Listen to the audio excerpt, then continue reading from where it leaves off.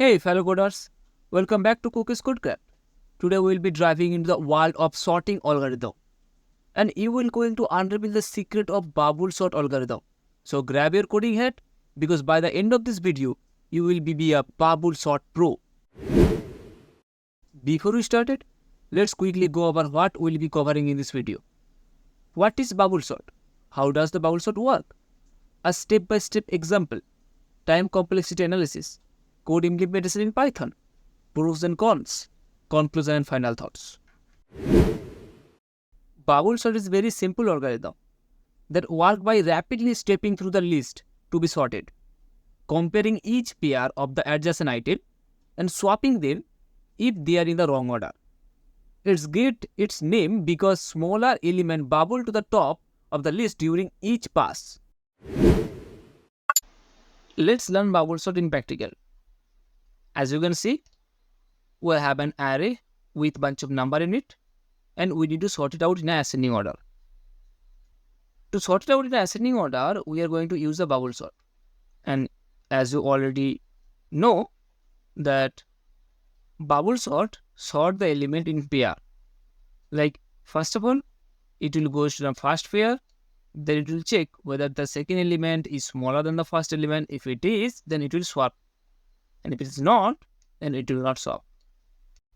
For that, we are going to use a loop to make the pair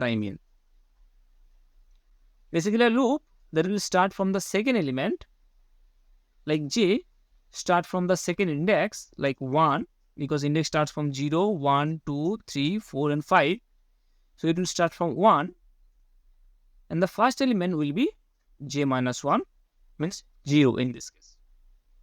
And the whole process will happen inside a loop that will decide how many times the whole things will repeat itself, like pairing Let's see with an example.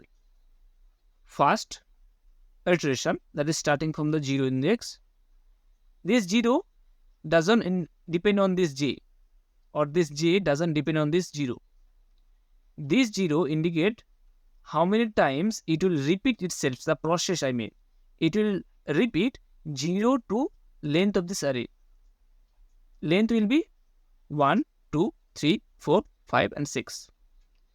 Means 0 to 6 minus 1, 5. 6 times.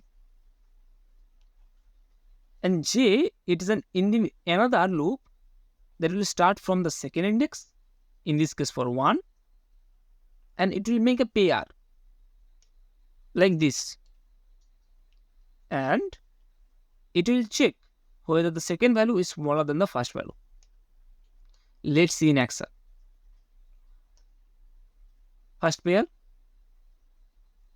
is 4 smaller than 9? Yes, it is. So j will be 4 and j minus 1 will be 9. And it will swap its place. Like for the j, it will be 9 and it should be. And j again increase by 1. Now j is 1 to 2 and j minus 1 is 1. This is 2, this is 1. Again it will check whether 3 is less than 9. If it is, then it will swap itself. J minus 1, j, then j will be go to the j minus 1 and j minus will be goes to the j bar. And again j will be increased by 1. Again it will check whether 6 is smaller than 9. J is 6 and j minus 1 is 9. Then it will swap itself. Again j will be increased by the 1. It will check whether 2 is smaller than 9. It is. Then j is 2. 9 is j minus 1. Then it will swap itself. And for the last part, last pair, is 1 is less than 9? Obviously. So it will just swap itself.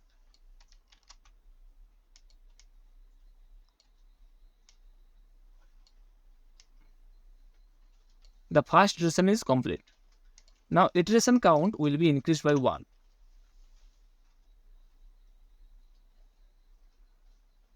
For the next iteration, it will do the same thing. Like first pair, j again start from the 1 and j minus 1 is 0. So it is small, so it will swap itself.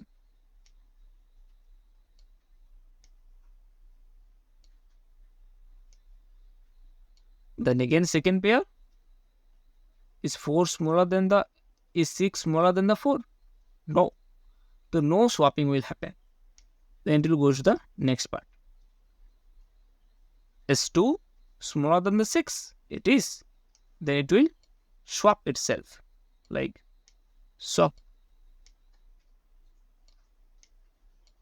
And the process will go until the whole array is sorted. I will fast forward it. So just watch and how it's done.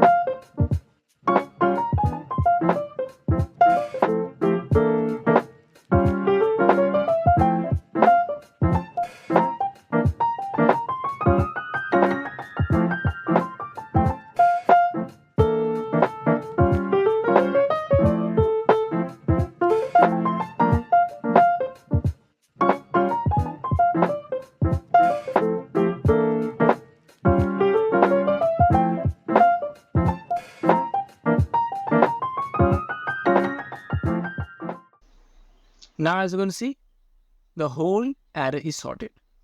And that's how the bubble sorties work. Now that you have been seen bubble sort in action, let's discuss its time complexity. Bubble sort has a worst case time complexity of O(n square) because it involves nested loops. It's not most efficient sorting algorithm, especially for the large dataset. Let's code bubble sort. So we're going to see here how to code the bubble sort by your own. You can use any kind of language like Python, Java, JavaScript, C++. As long as you know the syntaxes like for loop, while loop. We are going to use here is Python. So let's create a file with the name of the bubble.py. And you also need an array. Because we need to sort it out. Array.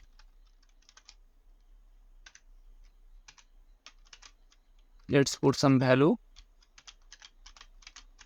a random value. It's unsorted. Next, we are going to define a function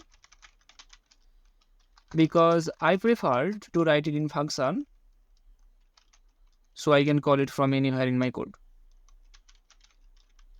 whenever I need it.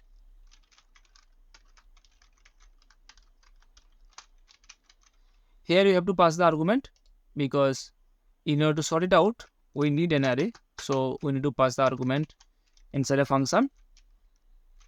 It doesn't matter if you use the same name here or a different name. Let's change the name here like array1. It will still work.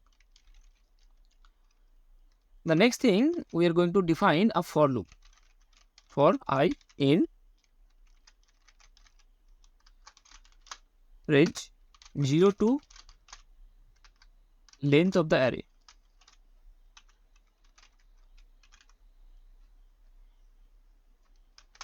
We need two for loops. First for loop will check the iteration count, and the second for loop will make the pair. So we can check it out whether the second element is smaller than the first element. That I said to you earlier in explanation video, expression part. J in range.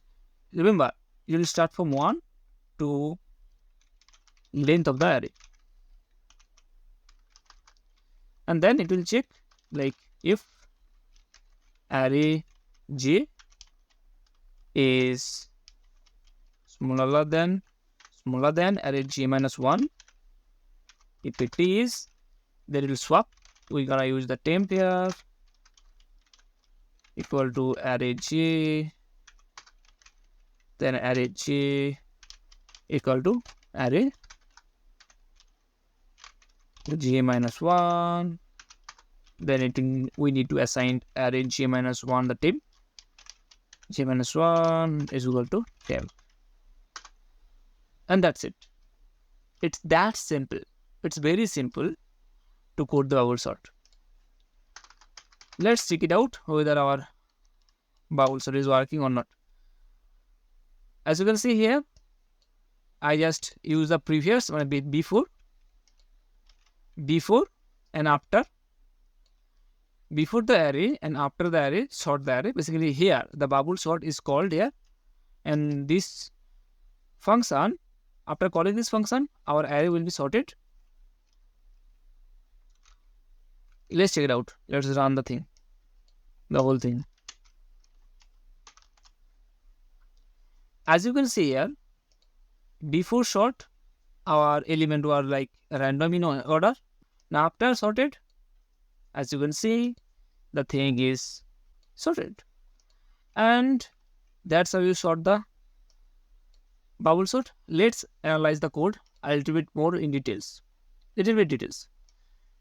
So first of all, we need an array to sort it out. Obviously, we need an array.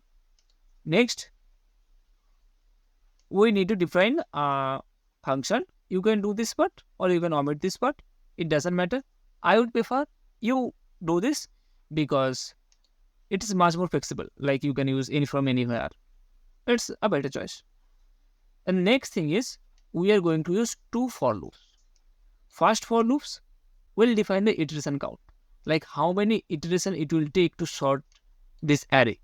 If you didn't understand this part, you can go back to my video and watch it. I just explained there. And the second iteration and second loop, this is the very important loop.